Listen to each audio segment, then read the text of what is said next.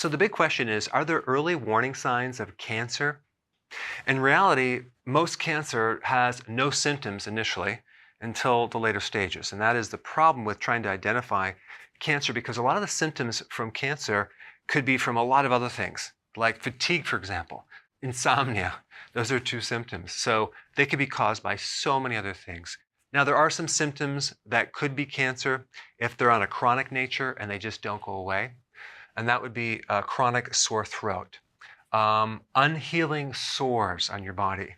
But again, these things could be many other issues as well. Blood in the stool, blood in the urine, blood through your nose. But if you have blood coming from the stool, that could be a hemorrhoid. If you have blood in the urine, it could be a kidney stone. If you have a bloody nose, that could be just a sinus issue. Let's say your sinuses are dry. So there's other causes as well. A persistent fever that just doesn't go away means that your immune system is trying to fight something off. Swollen glands, okay? So if your glands just don't resolve over a reasonable period of time, that potentially could be one symptom of cancer. But again, most of the time, there's no symptoms for cancer. Now, the main thing is you don't want to live in fear. You don't want to worry about, do I have cancer? Do I not have cancer? What you want to do is you want to actively and aggressively avoid cancer. You want to prevent cancer by living healthily. There's a couple things you need to know about cancer. Number one, cancer lives on sugar. It can also live on two different amino acids, okay? Those are building blocks to protein, glutamine and glycine, okay?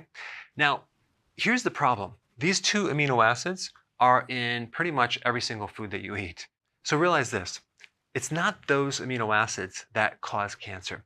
And so if you are healthy, you don't want to avoid those amino acids in your food.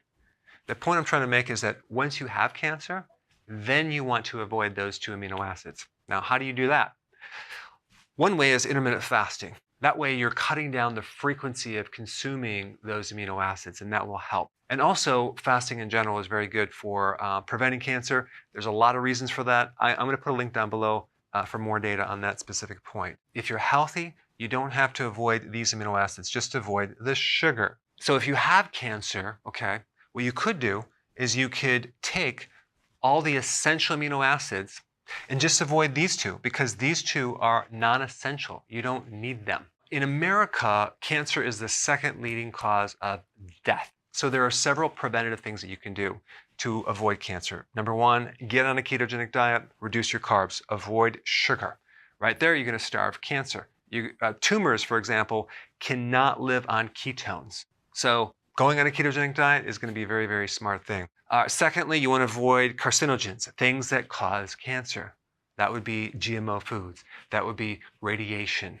That would be excessive diagnostic testing like CAT scans, for example, or x-rays. The chemicals in the food, start eating organic. There are so many things in our environment that are carcinogens that you really need just to do two things. One is minimize damage control, start eating organic. And number two, consume foods that are anti-cancer, that actually dismantle through our enzymes, through our liver.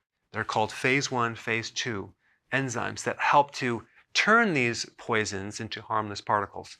So if you consume a lot of these foods, which I recommend in my eating plan, it's a healthy keto plan, okay? And you do intermittent fasting, you're going to be in pretty good shape to minimize your potential risk of getting cancer. So the main point of this video is not to live in fear, because I believe that is even a trigger for getting cancer, but to actively just live a healthy lifestyle to avoid cancer as long as possible. All right, guys. Thanks for watching. Hey guys, how do you like my new board, right? No more markers. Man, this is going to be so great, because what I was doing before is basically filling up these markers with ink on a daily basis because they don't last very long. So now I have an awesome board that I can move things around. I can bring in PowerPoint stuff. And look at my eraser. Check this out. Isn't this cool? Look at that. I love it. No more ink. Still learning how to use this board, but I'm going to have some fun with it. All right. See you in the next video. Hey, before you leave, I just wanted to give you a little quick history on some of the books that I wrote. This was one of the first books. It's called Dr. Berg Body Shapes. It was my attempt at writing about body types. What was very interesting about this book is I actually did all the images myself. Don't ask me why. They look actually not quite as professional as some of the images that I have in the new book. But anyway, this is my first attempt right here called Dr. Berg's Body Shape Diets. And then I wrote a book more extensive called The 7 Principles of Fat Burning. I don't even have a copy anymore, actually, because it's outdated. The next book, I put about 1,000 hours into this one right here called The New Body Type Guide. Major updates on the body types. I put a lot of energy into this. It has professional images, graphics, all sorts of things. Now, the problem with this book is it doesn't really describe what this is really about. Body types are only a small portion of what's in this book. And that's why I changed the name to the Healthy Keto Plan, okay? If you happen to have this book, you don't really need this book because there's only very, very minor updates. But if you don't have this, you need to get this one right here. This book goes into every single detail that you would ever want to know about. It goes into the 7 principles of fat burning. It goes into hormones, the body types, the basic keto plan. It goes into intermittent fasting. I talk about the 10 fat burning triggers and blockers and fat burning strategies with a lot of details in every single chapter. I go into body issues that interfere with losing weight.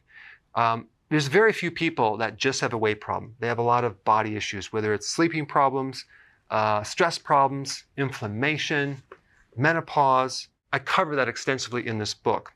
Then I talk about how to get rid of stress, and I show you a technique.